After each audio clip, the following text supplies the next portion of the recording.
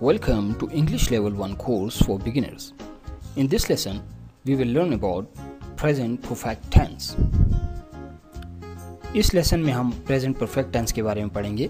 तो आइए देखते हैं कि प्रेजेंट परफेक्ट टेंस का इस्तेमाल किस तरह से किया जाता है और इसमें सेंटेंस स्ट्रक्चर क्या होता है। Present perfect tense. This tense is used to talk about an action which started in the past and has completed in the short time before now. In this tense, time is not specified, but sounds the action has completed in a short while before now. इस tense का इस्तेमाल ऐसे काम या ऐसे अमल या किसी ऐसे एक्शन को जाहिर करने के लिए किया जाता है जो माजी में शुरू हुआ हो और अब से कुछ टाइम बाद, कुछ टाइम पहले वो इख्तिताम पजीर हुआ हो, यानी मुकम्मल हो चुका हो। इसमें टाइम एक्सप्रेशन नहीं दी जाती, लेकिन सेंटेंस के स्ट्रक्चर से इस तरह मालूम होता है कि आपसे कुछ देर पहले ही ये काम कंप्लीट हुआ है। इस टेंस में सेंटेंस स्ट्रक्चर इस तरह से होता है, सब्जेक्ट, और अगर सब्जेक्ट जो है वो थर्ड पर्सन सिंगुलर प्रोनाउन है या कोई सिंगुलर नाउन है तो उसके साथ हेल्पिंग वर्ब हैज़ का इस्तेमाल किया जाता है। इसके बाद वर्ब की पास्ट पार्टिसिपल फॉर्म यानी थर्ड फॉर्म ऑफ वर्ब का इस्तेमाल करते हैं और फिर इसके बाद ऑब्जेक्ट इस्तेमाल किया जाता है और फुल स्टॉप। अगर सब्जेक्ट ही, शी, इट और सिंगुलर नाउन के अलावा कोई है तो उसके साथ हम हैव का इस्तेमाल करेंगे, फिर वर्ब की पास्ट पार्टिसिपल फॉर्म यानी थर्ड फॉर्म ऑफ वर्ब इस्तेमाल करेंगे और ऑब्जेक्ट और इसके बाद फुल स्टॉप। अब हम सेंटेंसेस को देखेंगे। He has gone to school. वो स्कूल चला गया है या वह स्कूल जा चुका है, यानी स्कूल जाने का अमल जो है वो कंप्लीट हुआ है। तो इस सेंटेंस में इस तरह महसूस होता है कि वो स्कूल अब से कुछ देर पहले ही गया होगा, यानी वो स्कूल जा चुका है। तो ही जो है ये थर्ड पर्सन सिंगुलर प्रोनाउन है, तो इसके साथ हमने हेल्पिंग वर्ब हैज़ का इस्तेमाल किया। इसके बाद हमने गो की थर्ड फॉर्म यानी पास्ट पार्टिसिपल फॉर्म गॉन का इस्तेमाल किया और टू स्कूल जो है, टू जो है ये प्रेपोजिशन है और स्कूल जो है ये ऑब्जेक्ट है और इसके बाद full stop. Sentence number second, she has clean the kitchen. She third person singular pronoun है, इसके बाद हैज़ का इस्तेमाल है एज ए हेल्पिंग वर्ब। फिर क्लीन की थर्ड फॉर्म यानी past participle form cleaned. She has cleaned the kitchen, वो किचन साफ कर चुकी है। They have bought a new car. उन्होंने नई कार ख़रीद ली है या वो नई कार ख़रीद चुके हैं। They जो है ये थर्ड पर्सन प्लूरल प्रोनाउन है, तो इसके साथ हेल्पिंग वर्ब हैव का इस्तेमाल किया जाएगा। इसके बाद बाय की थर्ड फॉर्म बॉट का इस्तेमाल होगा और फिर ऑब्जेक्ट अ न्यू कार जो है ऑब्जेक्ट और उसके बाद फुल स्टॉप। उन्होंने एक नई कार ख़रीद ली है। Sentence number 4, I have started my work. मैं अपना काम शुरू कर चुका हूँ। आई जो है ये फर्स्ट पर्सन प्रोनाउन है, इसके बाद हेल्पिंग वर्ब हैव का इस्तेमाल होगा। फिर स्टार्ट की third form past participle form of start इस्तेमाल करेंगे, started third form of verb होगी और माई वर्क जो है ये ऑब्जेक्ट है और फिर फुल स्टॉप। मैंने अपना काम शुरू कर लिया है या मैं अपना काम शुरू कर चुका हूँ। Sentence number 5, it has rained heavily.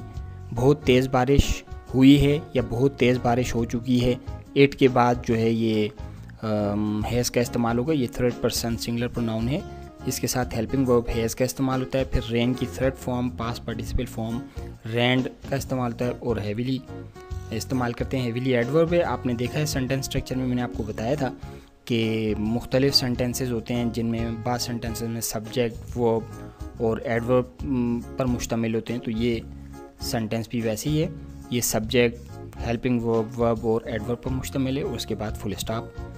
तेज़ बारिश हुई है। Sentence number 6, we have taken lunch. हम खाना खा चुके हैं। We third person plural pronoun है, इसके बाद हेल्पिंग वर्ब हैव का इस्तेमाल होगा और टेक की थर्ड फॉर्म यानी पास्ट पार्टिसिपल फॉर्म टेकन और लंच जो है ऑब्जेक्ट है। हम खाना खा चुके हैं। अब हम नेगेटिव सेंटेंस स्ट्रक्चर को स्टडी करेंगे।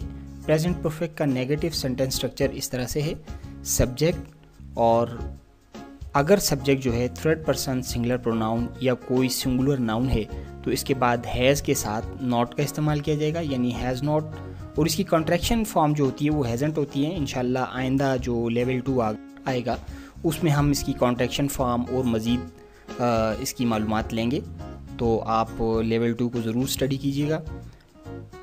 इसके बाद वर्ब की थर्ड फॉर्म यानी past participle form of verb इस्तेमाल होगी, इसके बाद ऑब्जेक्ट और फिर फुल स्टॉप। और अगर सब्जेक्ट जो है थर्ड पर्सन सिंगुलर प्रोनाउन या कोई सिंगुलर नाउन के अलावा कोई है तो आप इसके साथ हैव नॉट यानी हैवेंट जो इसकी कॉन्ट्रैक्शन फॉर्म है हैवेंट का इस्तेमाल करेंगे या हैव नॉट का इस्तेमाल करेंगे, और फिर वर्ब की third form past participle form और फिर ऑब्जेक्ट और फिर फुल स्टॉप।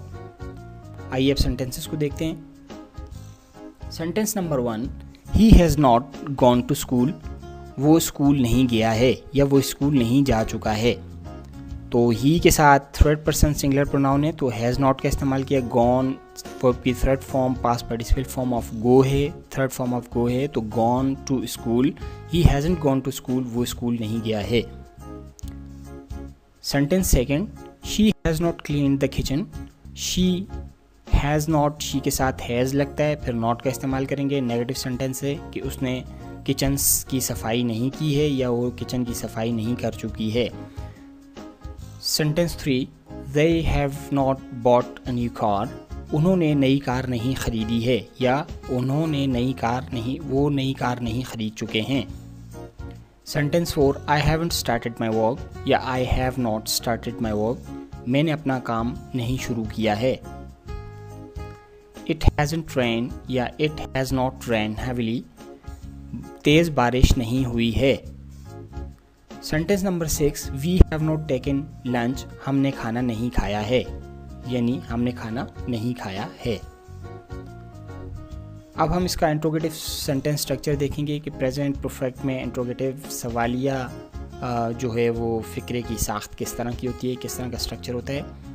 तो सवालिया फ़िक्रों में भी उसी तरह अगर सब्जेक्ट जो है थर्ड पर्सन सिंगुलर प्रोनाउन यानी ही, शी, इट या कोई भी सिंगुलर नाउन हो तो आप सब्जेक्ट से पहले हैज़ का इस्तेमाल करेंगे और हैज़ का एच जो है वो कैपिटल लेटर में होगा क्योंकि सेंटेंस के शुरू में आ रहा है तो इसको हम जो है वो कैपिटल में लिखेंगे। फिर इसके बाद सब्जेक्ट, फिर वर्ब की third form past participle form of verb और फिर ऑब्जेक्ट, और आखिर में जो चीज़ आपने जहन में रखनी है वो ये है कि इसका साइन ऑफ इंट्रोगेशन यानी सवालिया निशान का इस्तेमाल आखिर में ज़रूर करना है कि अगर आप सवालिया निशान इस सेंटेंस के आखिर में इंट्रोगेटिव सेंटेंस के आखिर में नहीं प्लेस करेंगे तो ये सेंटेंस इनकम्प्लीट या गलत तस्वर किया जाएगा। तो साइन ऑफ इंट्रोगेशन यानी सवालिया निशान का इस्तेमाल निहायत ज़रूरी है। अगर सब्जेक्ट ही, शी, इट या कोई सिंगुलर नाउन के अलावा है तो इसमें आप सब्जेक्ट से पहले हैव का इस्तेमाल करेंगे और हैव का भी एच बड़ा होगा, फिर सब्जेक्ट, फिर वर्ब की थर्ड फॉर्म, फिर ऑब्जेक्ट और आखिर में साइन ऑफ इंट्रोगेशन। अब हम सेंटेंसेस को स्टडी करेंगे। Sentence number 1, has he gone to school, क्या वो स्कूल गया है या क्या वो स्कूल चला गया है, और आखिर में sign of interrogation. Sentence second, has she cleaned the kitchen, क्या उसने किचन की सफाई कर ली है या क्या वो किचन की सफाई कर चुकी है। Sentence number 3, have they bought a new car, क्या उन्होंने नई कार ख़रीद ली है। Sentence number 4, have you started your work, क्या तुम अपना काम शुरू कर चुके हो। Sentence 5, has it rained heavily, क्या तेज़ बारिश हुई है।